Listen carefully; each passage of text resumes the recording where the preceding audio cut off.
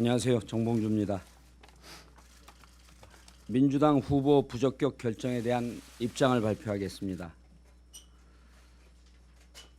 2007년 대선에서 이명박 후보와 맞서 싸웠습니다.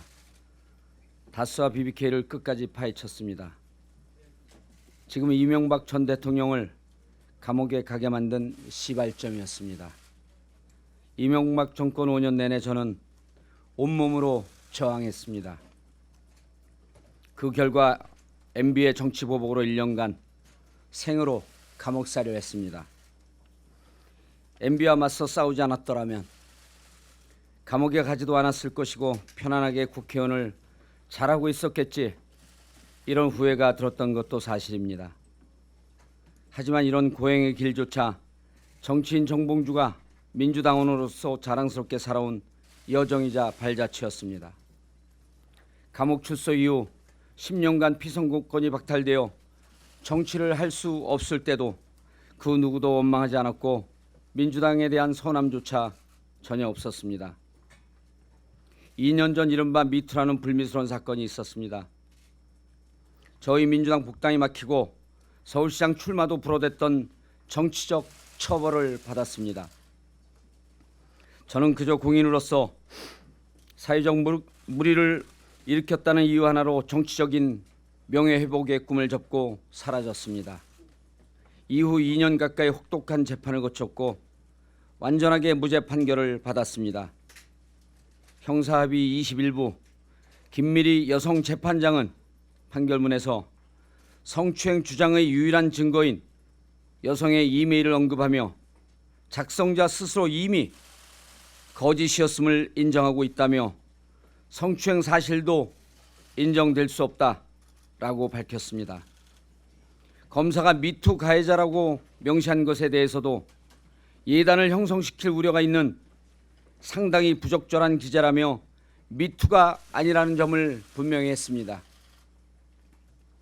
재판부는 또한 제가 현장에 가지 않았다고 한 것이 거짓말이라는 프레시안의 주장에 대해서 자신의 행적을 추적 확인하고자 혼신의 노력을 기울였다며 제가 거짓말한 것으로 보이지 않는다는 취지의 판결을 했습니다.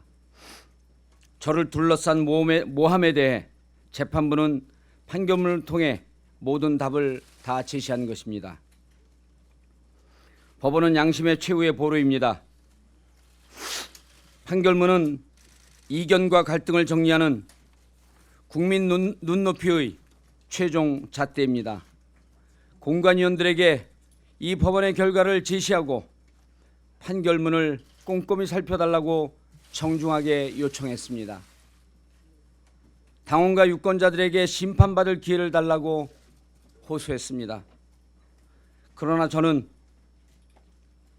민주당 후보로서 부적격이라고 합니다. 납득할 수 있는 법적 근거와 규정은 없지만 국민적 눈높이와 기대라는 정무적 판단 아래 감정 처벌을 단행한 것으로 보입니다.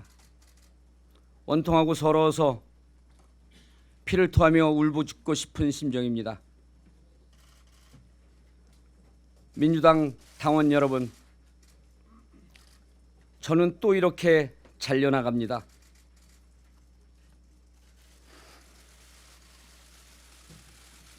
처음엔 이명박 정권에 의해서, 그리고 이번에는 어려운 시절을 함께 해왔던 동료들의 손에 의해서,